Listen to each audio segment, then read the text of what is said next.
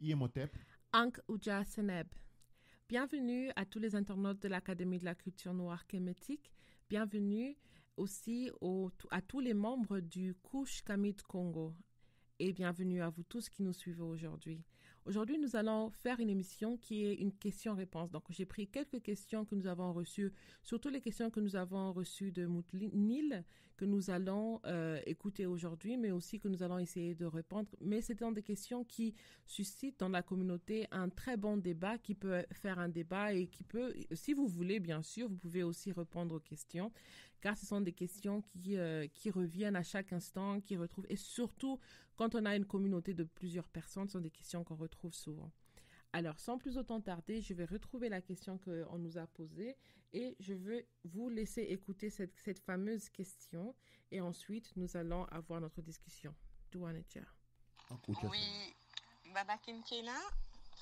Alors, ma question, première question, c'est pourquoi, quand on est Kush Kamit Congo, on fait un soin où on demande un travail, il faut payer.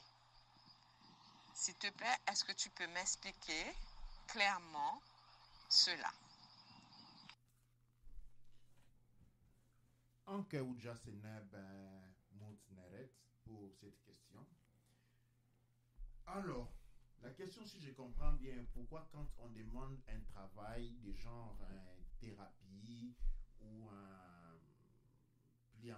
pour être plus précis, le traitement à la FIAET, ok? Pourquoi on paye? Oui, je pense que c'est plutôt pour le traitement à la FIAET. C'est pour le traitement à la FIAET que la question est posée parce que simplement dans beaucoup d'autres services, les services sont gratuits. Par exemple, l'académie est gratuite.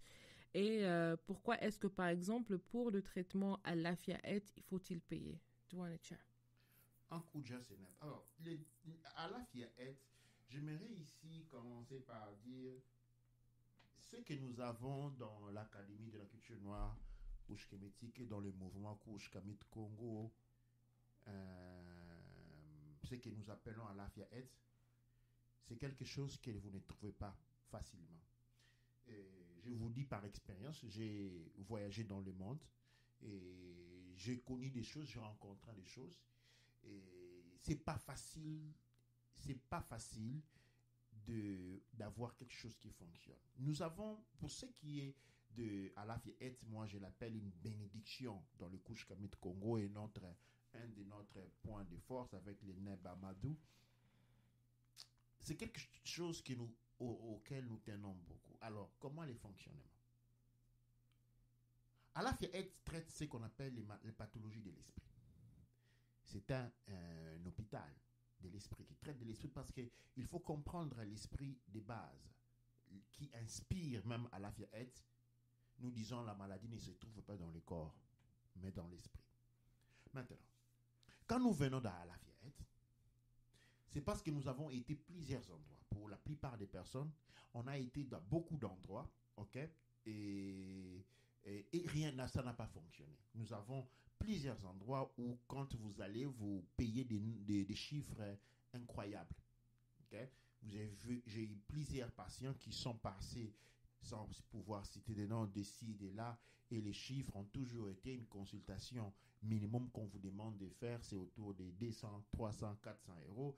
Et quand vous commencez par les traitements, ce sont des traitements, on paye beaucoup d'argent pour des choses qui ne fonctionnent pas. Pourquoi dans ces cas-là, on paye beaucoup d'argent? Parce que les traitements ont un fonctionnement. Les traitements à la FIAET, comme tous les autres traitements que vous trouvez derrière, a un fonctionnement. Le fonctionnement est le suivant. Les énergies cosmiques doivent être, comme on dit, appelées à fonctionner. Mais il faut savoir qu'il existe un ordre cosmique pour lequel chaque chose, chaque esprit, chaque puissance a une tâche. Et quand on fait les traitements, quand on est bon, on est aguerri dans le travail, on demande à cette puissance d'arrêter de faire ce qu'il est en train de faire et de venir s'occuper d'une question particulière. Il est bon usage et comme je pourrais dire, il fait partie de la loi cosmique de créer une compensation. La compensation sont lesquelles, généralement? La puissance qui va venir agir pour, par exemple, traiter la maladie, traiter la problématique, vous demandera, par exemple, de nourrir un village pendant autant de jours. Ou, par exemple, il vous demandera d'aller donner des dons, c'est-à-dire aller apporter de la nourriture généralement à un orphanotrophe, à un homme de vieillard, vous occuper d'un village. Il y a où, généralement, il y a aussi des cas où des éléments sont déposés dans les forêts. Okay? Vous savez que les animaux aujourd'hui, dans beaucoup de cas, manquent de la nourriture. Pourquoi? Parce qu'avec les déboisements, les déboisements, on coupe tout et on fait du bois pour vendre. Beaucoup des animaux n'ont pas de nourriture. Les oiseaux ne trouvent pas de nourriture parce qu'on est en train de tout macadamiser, de construire des maisons partout. Il y a un déséquilibre de la nature important qui se crée par la main de l'homme. Alors, nous créons un déséquilibre naturel et nous révoquons, nous allons vers les puissances qui sont chargées, qui sont censées maintenir l'équilibre dont nous sommes responsables de briser et nous leur demandons de nous aider. Eh bien, ils vous demandent de participer à réimposer l'équilibre. Je vous aide, je travaille avec vous. Si vous travaillez avec moi, les puissances travaillent avec nous parce que nous travaillons avec eux. Et ce travail, c'est quoi? Eh bien, il faut réimposer la nature, il faut réimposer l'ordre. Et cet ordre-là est fait généralement, comme je dis, avec les enfants orphelins, avec le pauvre, avec les animaux. Alors, dans la littérature du traitement spirituel, il existe une pratique fait des objets, disons, ritualistiques qui sont bien définis. Quand vous allez en Afrique, vous trouvez des marchés où on vend des objets ritualistiques, des aliments ritualistiques. Et ce sont dans ces marchés-là, il existe une forme d'encyclopédie du traitement qui vous dit, de par l'expérience, qu'est-ce qu'il faut faire, qu'est-ce qu'il faut acheter, qu'est-ce qu'il faut offrir en relation avec une puissance que nous pouvons appeler les Necheru, que nous pouvons appeler Loa, que nous pouvons appeler comment encore nous pouvons appeler Orisha. Okay? Alors et puis il y a des gens qui font ce travail-là depuis des millions des années. Je suis tenté de dire, il y a des sacrificataires. Ce sont les gens qui travaillent dans le domaine de produits ritualistiques. Parce que, écoute, les herbes ritualistiques ne grandissent pas de la même manière que toutes les autres herbes. Les animaux ritualistiques, on donne par exemple au village pour manger, parce qu'il y a quand on demande de nourrir un village, c'est là, fait des viandes, des poissons, ainsi de suite. Ces poissons-là, ce ne sont pas les poissons qu'on prend dans n'importe quelle rivière. Il y a des étangs où on grandit des poissons ritualistiques. Il y a des animaux qu'on grandit ritualistiquement. C'est-à-dire, ce sont des animaux qui portent une certaine quantité d'énergie. Tout comme il y a des agriculteurs qui font des produits alimentaires destinés aux ritualistiques. C'est une tradition énorme. Maintenant, les patients à la FIAET est appelé à prendre charge de son traitement. Vous devez comprendre que les traitements, nous les faisons pratiquement, nous sommes, disons, c'est Umoja que nous faisons, un travail volontaire. Parce que les patients, il faut faire sa diagnostic, il faut l'écouter, il faut faire plusieurs travaux nocturnes pour trouver son traitement, les fixer. C'est-à-dire, il y a tout un travail de préparation avant que nous puissions vous dire ce que vous devez acheter. Et tout cela, nous le faisons volontairement.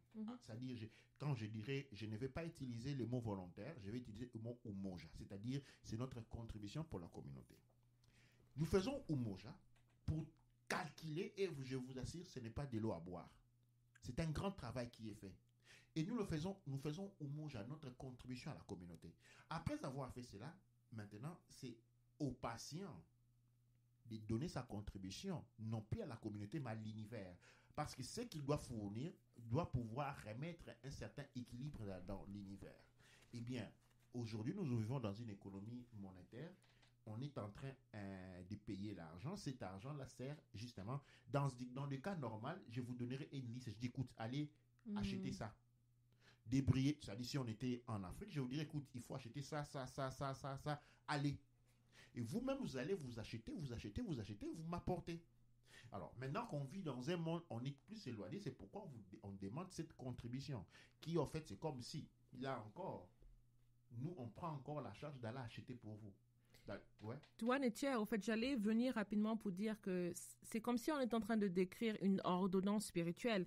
Parce que quand on prend le traitement à la Fiaet, on se rend rapidement compte que c'est... En fait, ce dont qui nous s'est demandé, c'est un peu comme si on était malade et on devait aller chez un docteur. Le docteur allait nous dire que oui, je vais vous prescrire un médicament qui a un prix. Mais ce médicament-là a besoin d'avoir tels éléments et ces éléments souvent ont un prix pour être achetés. Et donc, c'est un peu comme si par rapport à ce qui doit être traité, voilà ce qui est, comme on peut dire, une ordonnance spirituelle, mais plutôt une forme d'éléments qui sont très bien définis, qu'on a besoin d'utiliser par rapport à cet élément-là pour être en mesure de réparer le point. Pardon. Et un autre élément aussi, c'est que, par exemple, quand on ajoute, pour quand il y a le traitement entre une personne qui se trouve sur le sanctuaire Sobena et une autre personne qui se retrouve dans un autre élément, il faut aussi faire un travail pour ramener les énergies sur place, pour connecter. On doit déplacer la personne qui se trouve hors du Bénin. On doit énergétiquement les ramener. Et pour cela, il faut encore toute une série de choses, des écorces, des racines qui facilitent ce travail-là. Mm-hmm. Des racines qui sont rares, qui doivent être utilisées. Mais par exemple, je voulais faire un exemple du Netcheru. Si on regarde le Netcheru, par exemple, Oya, et qu'on regarde la liste des éléments qu'elle utilise. Alors, on a les fleurs de rose, on a les fleurs de passion, on a le romarin, on a les feuilles de laurier, et on a le comfrey, on a aussi chickweed. On a tellement trop de feuilles, on a la menthe poivrée aussi. On a tellement d'éléments qu'on peut voir qui sont symboliques avec elle. Mais maintenant, si on veut regarder par rapport aux offrandes qu'on peut faire pour elle, on a par exemple le vin de palme, on a aussi l'huile de palme, on a tout ce qui est whisky ou rhum. En même temps, on a le vin rouge, on a les aubergines, par exemple, et on a énormément des éléments. Mais on a aussi, par exemple, l'allumage aussi, on a le cuivre. Et donc, on a un panoplie d'objets, qui sont importants pour faire ce traitement. Et moi, je vois ça plutôt comme une ordre. Traitement. Là, on a cité un seul loa. Ah, ok. Là, on a cité un seul loa. Et vous avez vu comment la liste est longue. Maintenant, quand on fait un traitement, il faut avant tout faire des travaux, des préparations qui vont nous indiquer. Il faut connaître la personne et s'est incarnée avec quel loa, avec quel Netcheru. Il faut mettre la liste des offrandes pour ces Netcheru-là. OK? Et vous en avez souvent une dizaine. OK? Okay, Après cela, maintenant, vous avez les traitements en soi. Les traitements en soi, il faut voir quelles sont les énergies qui ont été déséquilibrées dans la personne. Et chaque énergie correspond à un Netcheru. Et c'est ces Netcheru-là qu'il faut faire venir. Et ces Netcheru-là, pour qu'il puisse venir, il a une liste. C'est-à-dire, vous avez une liste, une ordonnance, justement le terme exact, c'est l'ordonnance, une ordonnance énorme. Okay? Et généralement, comme je disais, dans les temps anciens, je vous dirais, ça c'est votre ordonnance, allez acheter. Quand vous avez fini, vous venez, moi j'ai fait le travail. Absolument. Alors, aujourd'hui, nous prenons la charge de nous-mêmes aller acheter cela. Parce que justement, il ne faut pas acheter ça n'importe qui. On a des fournisseurs. Des fournisseurs, voilà. Des fournisseurs qui, nous savons, sont des personnes sérieuses qui produisent des éléments de bonne qualité. C'est ça le problème avec beaucoup de traitements spirituels. Vous avez des spirituels qui vont suivre une recette, qui vont dire, écoute, je vais traiter par rapport à ça, il va prendre ça au marché. Mais deux fois, les traitements ne marchent pas parce que les personnes où vous avez pris les choses ne les ont pas bien grandi, ne les ont pas bien cueillis, ne les ont pas bien consommés et conservés. À la fin, elles n'ont aucune puissance. Et c'est généralement, alors, après avoir fini l'ordonnance, nous vous remettons l'ordonnance et nous vous disons les prix, vu que vous n'êtes pas, même si vous n'êtes pas à mesure, comment vous allez faire pour envoyer ça au Bénin. Et comme c'est fait autour au Bénin, nous vous donnons une ordonnance. Alors, j'ai une question. Quand on donne l'ordonnance, ça veut dire que c'est comme si, parce que quand on part à l'hôpital, par exemple, on donne l'ordonnance qu'on doit mettre l'aspirine ou on doit mettre un médicament sur le patient, généralement, il y a une autre personne qui va venir donner la piqûre. La piqûre ne se fait pas seule.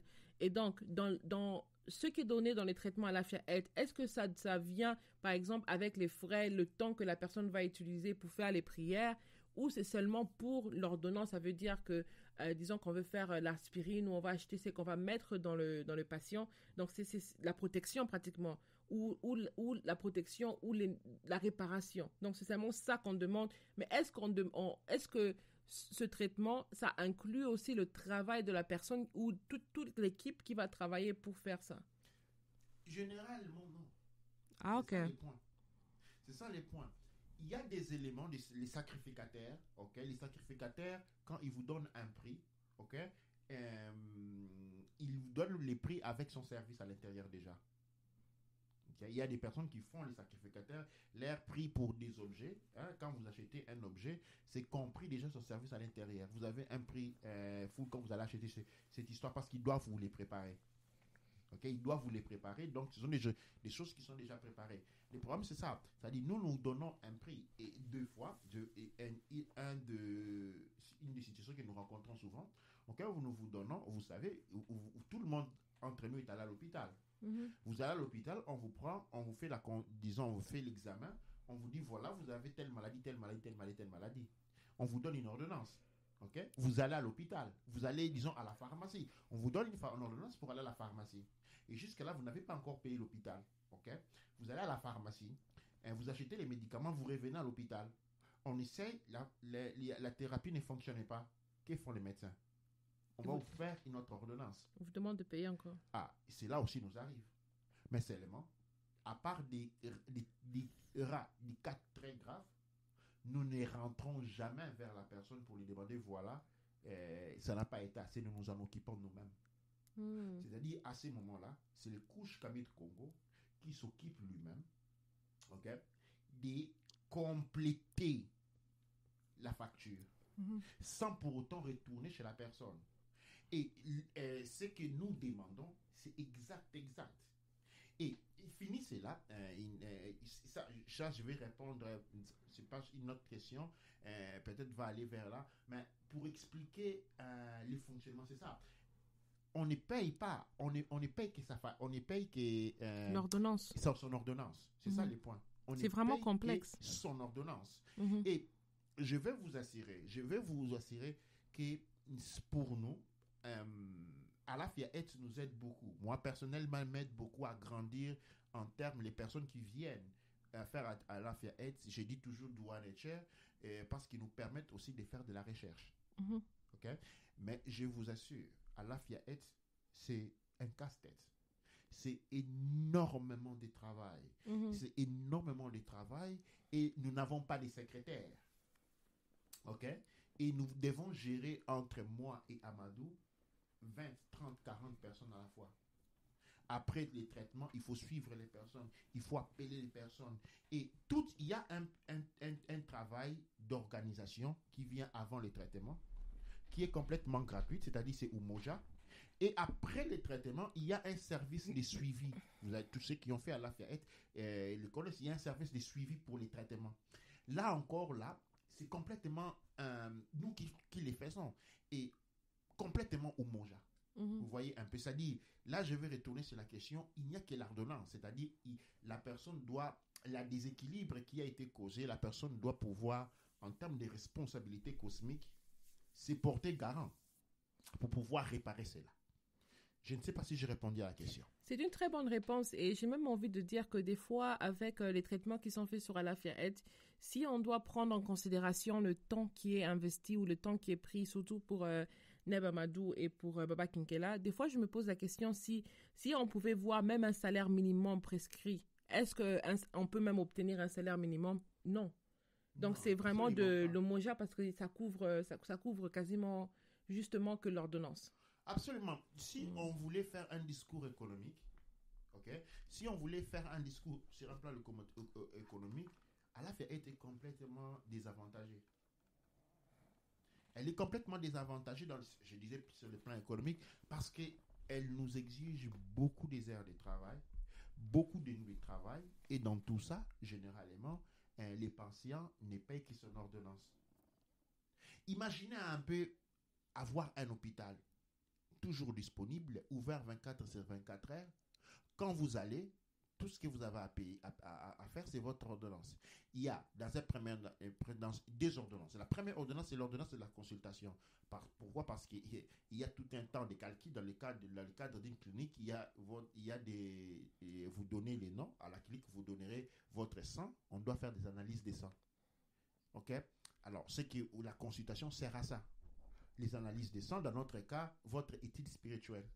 Et dans l'étude spirituelle, comme on a besoin des microscopes, ainsi de suite, dans notre cas, nous avons besoin des éléments qui nous permettent de faire la consultation, de voir à l'intérieur. Alors, une fois que nous avons fait cela, nous vous donnons l'ordonnance de ce que vous devez payer, de tous les différents médicaments dont nous avons besoin pour votre traitement. Et une fois que vous avez payé l'ordonnance, vous n'avez plus rien payé. C'est-à-dire, le traitement est pris à notre charge, aux charges du Couche Kamit Congo, et votre réhabilitation est suivie après. Et je vais vous dire quelque chose de nouveau. Qui, par exemple, toutes les personnes qui sont passées à l'AFIA jusqu'à aujourd'hui, ils sont toujours dans les prières Couche Kamit Congo. C'est-à-dire, il y a une période de temps où on reprend toute la liste de toutes les personnes qui sont passées à l'AFIA, ok, et on fait des travaux nocturnes pour eux tous ensemble. Et cela, nous les faisons chaque année pour toutes les personnes qui ont fait à l'AFIA depuis que nous avons commencé. Un coup de Seneb. Toi, Wancha. Et j'allais partir au suivi de la question pour aller à la deuxième question qu'on veut nous poser. Oui, j'ai bien compris que quand on paye deux choses. Apparemment, de ce que j'ai compris. Mais ce qu'il faudrait que je comprenne, c'est pourquoi on paye. La deuxième chose, pour moi, la première chose, c'est payer pour le travail, donc tout ce que va demander financièrement ce travail. Donc s'il demande, moi je sais pas moi, que la personne elle prenne un transport et qu'elle aille jusqu'en forêt pour pouvoir se rendre, pour pouvoir invoquer, d'accord? Mais il y a une deuxième partie qu'elle doit payer et que c'est un don. Donc c'est cette partie-là dont il s'agit. Pourquoi il faut faire un don? Pourquoi on peut être amené à faire un don? Et en posant cette question, c'est bien évidemment le don qui intervient à la fin du traitement à l'AFIA AIDS. Et donc, si un traitement a été bien fait, alors la question c'est pourquoi on doit faire ce don. Un coup de Seneb. Alors, dans un premier temps, les déplacements, les sanctuaires de Teochi se trouvent au Bana, au nord du Bana. Et depuis la ville Porto Novo, c'est quelque chose comme 10 heures à 12 heures de voyage. Okay? Et ceux qui connaissent l'Afrique connaissent que les conditions de voyage ne sont pas toujours des meilleures. C'est-à-dire, le voyage, il est difficile. Et cela n'est pas à charge des patients. Absolument pas. Tout cela est à charge du Couche Kamit Congo tout seul. Les déplacements ne sont pas à charge. Okay? Et il y a plusieurs d'autres inconvénients qui arrivent durant les traitements, comme je l'avais dit déjà auparavant, ne sont pas à charge. Okay? Les patients, il y a son ordonnance, c'est tout. Okay? Il n'y a aucun autre frais qui est inclus hors de son ordonnance. Maintenant, après les traitements, vu que nous nous sommes déplacés tout seuls, okay? Vu que nous avons fait beaucoup des inconvénients, comme je vous dis dans notre cas, nous avons donné dans certaines situations, je ne sais pas de toutes les situations, mais dans certains cas, nous vous donnons une ordonnance. Quand nous commençons les travaux, nous nous rendons compte que c'est pas comme ça. Il y a des choses qui doivent être changées. Eh bien, nous ne rentrons pas chez les malades. Encore une fois, le Couche Kamit Congo intervient économiquement pour compléter la partie qui manque. Maintenant, il est facultativement demandé, après le traitement, si vous voulez faire un don, pas à l'académie, mais à l'AFIA AIDS. Okay? C'est pas un don à l'académie. un remerciement, ok, un travail a été fait. Écoute, un remerciement à Lafayette. Ces remerciements-là n'intéressent que la Lafayette. Ok? Et ces remerciements-là euh, peut être un titre économique ou vous pouvez nous écrire un commentaire, faire un rapport de ce que vous avez eu comme traitement. Mhm. Nous demandons un don. Mais personne n'a jamais dit que quand on dit don, ça ne signifie pas de l'argent. Ok? Don, ça signifie quelque chose qui vient de vous. Mhm. Ok? C'est ça le point. Les dons, c'est quelque chose qui vient de vous.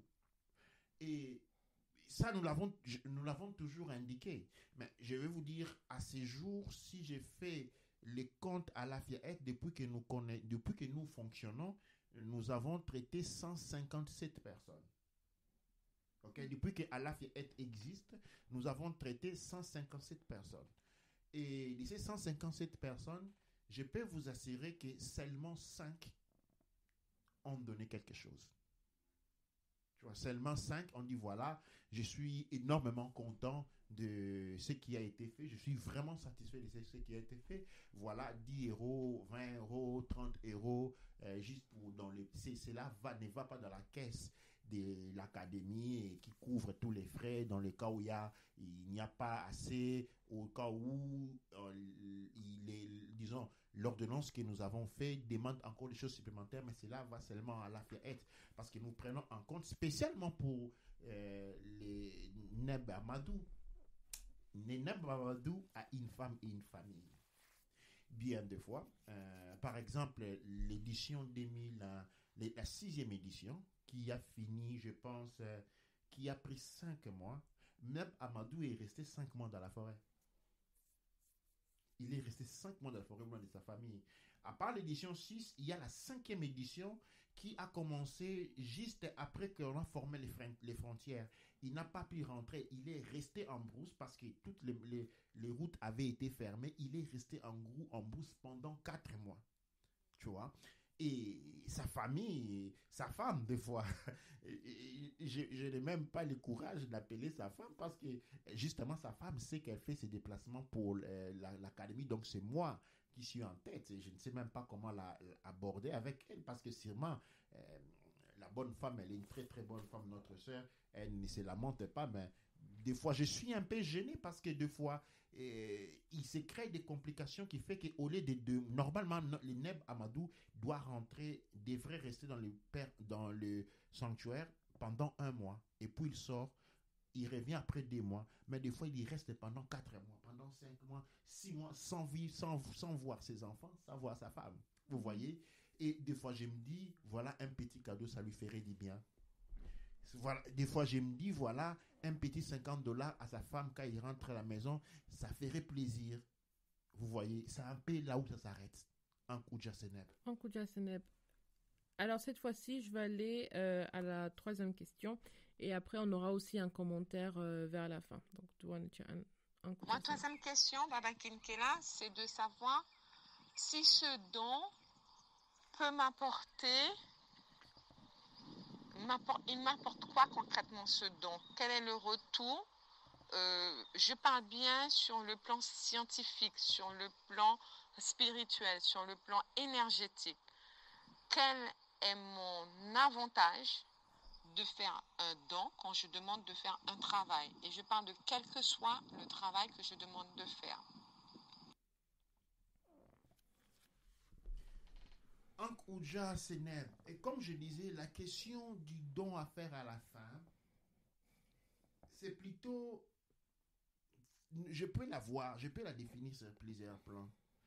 Sur un premier plan, sur un plan énergétique, ok, votre ordonnance c'est pour vous, ok, c'est une énergie qui est gérée entre vous.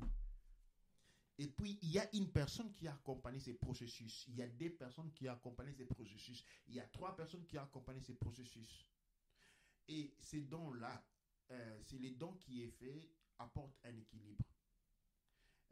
C'est comme ça que je les vois. Apporte un équilibre sur le plan énergétique. Sur un plan éthique, c'est une bonne foi. C'est une démonstration de bonne foi de voir spécialement, moi j'insiste beaucoup pour le Neb Mamadou, parce que je vois comment il travaille. Et c'est une personne de très bon cœur, et il prend à cœur les patients, et deux fois, il va jusqu'à faire au-delà. Vous voyez? Et il insiste deux fois. Il y a des patients qui sont passés il y a une année et demie. Encore, même Madame me revient vers moi pour demander, voilà, est-ce que tu as écouté telle personne? Comment il va? Est-ce que tu peux l'appeler pour voir qu'est-ce qui se passe? Est-ce que tu peux appeler un tel? Il me sort comme ça avec des noms que j'ai déjà oubliés. Il faut vérifier. À part ceux qui sont dans l'académie, il y a beaucoup qui ne sont plus de l'académie, qui sont venus pour les traitements, ils sont partis. Mais ceux qui sont dans l'académie, nous les vérifions toujours. Alors, il y a des dates où il revient. Écoute, il faut revérifier ça, et nous revérifions. Alors, je me dis, autant de déductions, autant d'amour,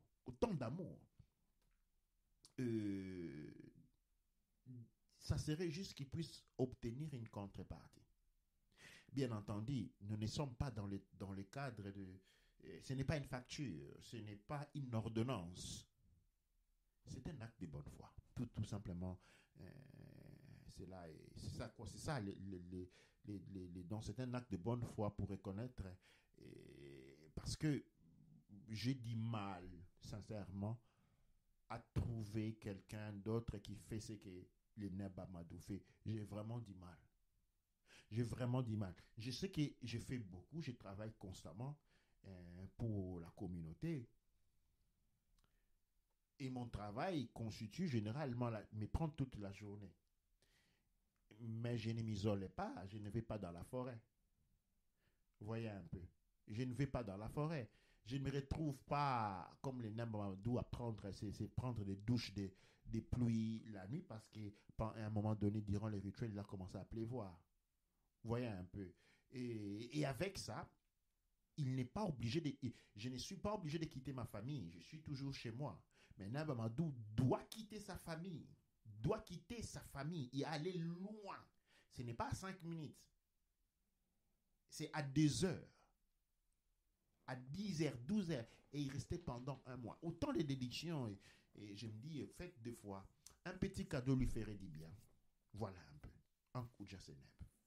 Tu vois, Netia, je pense que c'est très, très important. Et puis, il y a le point aussi qui dit que qu'est-ce que le don m'apporte moi? Et c'est un peu pour dire qu'il y a aussi l'échange d'énergie. Parce que justement, qu'est-ce qu'on reçoit? C'est qu'aujourd'hui, le monde est très différent et on voit tout comme un service et il y a beaucoup des éléments qui nous échappent rapidement. Et aujourd'hui, même pour des PDF, des fois, on peut vous faire payer énormément d'argent pour recevoir des PDF par mois. Ah oui, absolument. Et il y en a ceux qui... vous avez des écoles initiatiques qui vous font payer des PDF. Justement. Et donc, c'est juste pour dire ça. Et c'est pour des écoles, pour tout, même pour le business et pour autre chose. Aujourd'hui, quand tu cherches, j'ai dit personnellement, pour une personne qui cherche des fois comment faire des publicités, comment avoir un service de marketing, vous pensez trouver un service de marketing qui vous dit payer 200 par mois et vous dites, ah ouf, enfin j'ai trouvé ça. Mais à la fin, non, c'est même pas ça. Hein. C'est simplement que je dois payer 200 pour être dans une formation pour recevoir les PDF. Et donc, c'est quelque chose qui est très important.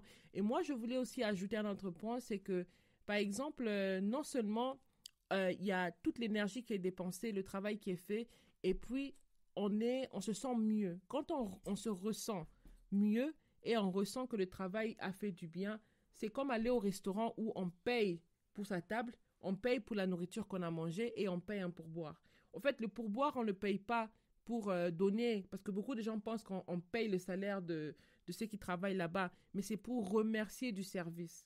Absolument. Pour remercier du service qui a été reçu, mais aussi pour montrer qu'on a apprécié et on ressent. Mais on remercie les énergies cosmiques cette fois-ci. On remercie les énergies cosmiques, on remercie le fait de rencontrer la personne ou de fait d'avoir reçu et de savoir de se sentir mieux. Mais il y a un point qui doit aussi être noté, c'est que dans le travail à l'AFIA-Aide, qu'est-ce qu'on découvre? On découvre aussi qu'une fois, une personne peut penser que voilà, j'ai un problème Et une fois qu'on ouvre pour regarder, on peut se rendre compte que le problème, il est beaucoup, beaucoup, beaucoup, beaucoup plus grave qu'on le pense. Ce n'est qu'avoir le téléphone. Une fois, jadis, il y avait un seul virus pour un ordinateur. Mais aujourd'hui, on a des armées de virus. Il y a les virus. Quand vous faites un clean-up ou quand vous nettoyez votre ordinateur, vous allez voir combien de virus attrapés, combien de malware, combien tous ces cookies et tous ces éléments qui s'attachent, qui vampirisent votre ordinateur ou même votre téléphone, se multiplient tellement trop. Et même du point de vue que quand un être n'est pas conscient de sa spiritualité, je me demande seulement tous ces vampires énergétiques qui s'attachent sur les personnes et des fois même quand on marche dans des endroits qui ne sont pas très très bien. Et je me demande aussi qu'est-ce que ça donne. Et donc, douane et tiers pour ça. Et en conclusion, je vais prendre quelques petites minutes pour aussi ajouter la dernière partie du message avant de conclure. Douane et tiers. Alors, comme je n'ai pas dit en début, parmi mes premières questions, donc je pense que c'est nécessaire pour que ça soit bien compris. Moi, mon interrogation vient du fait que j'ai été à l'église catholique, baptisée, j'ai fait ma première communion, ma confirmation. Ensuite, j'ai eu la chance de me marier à l'église catholique.